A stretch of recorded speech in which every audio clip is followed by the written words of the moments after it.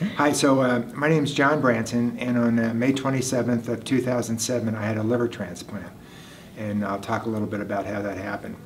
So about 2.5 years prior to that, I was at a doctor's doing a general physical, and my liver functions were out of whack. So he sent me to see a hepatologist, and I did.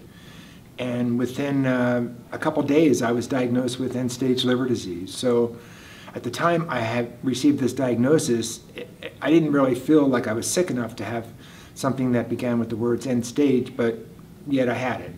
So the first step in this process for me was to get onto a transplant waiting list. And that took about 2 weeks. It was pretty intense. And so I was fortunate enough that I was able to get on this list. And at the time that this happened, I thought that meant that I was going to get a transplant. And I would find out shortly that that's not what happens to everyone. So as I was on this list, I started to get sick. I had some of the symptoms that I think are similar for most people who need a liver. I was jaundice, I was itching, I was retaining fluid so that I weighed about 60 or 70 pounds more than I do now. I had cramping in my legs, and my fingers used to crawl up into a ball, and I had to open them up with my other hand.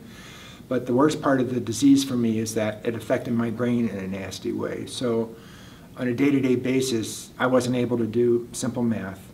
And 6 or 7 times while I was waiting for the transplant, I would wound up in an emergency room with a nurse asking me, who's the president and what year is it? And I wouldn't know the answer to either of those questions. So that's where I was for most of the time that I was waiting.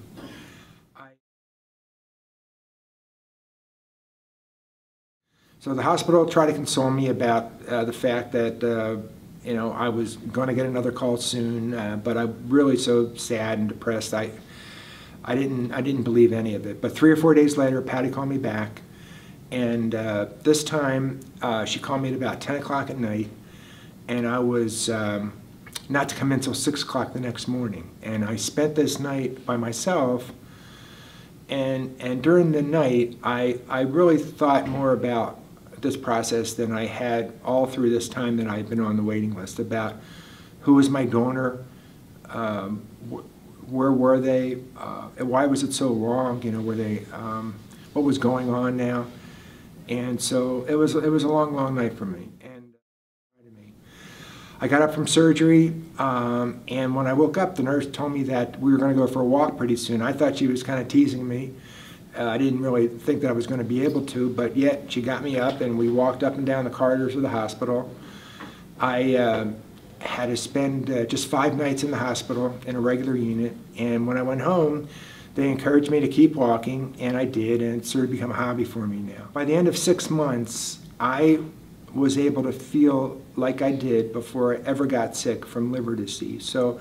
And that's what happens to many of us, I think, that, or the people that I know, that we don't get like a little better, we get to go back to normal, to where we were before, in my case, before I ever had liver disease. And so, for that, I'm very grateful.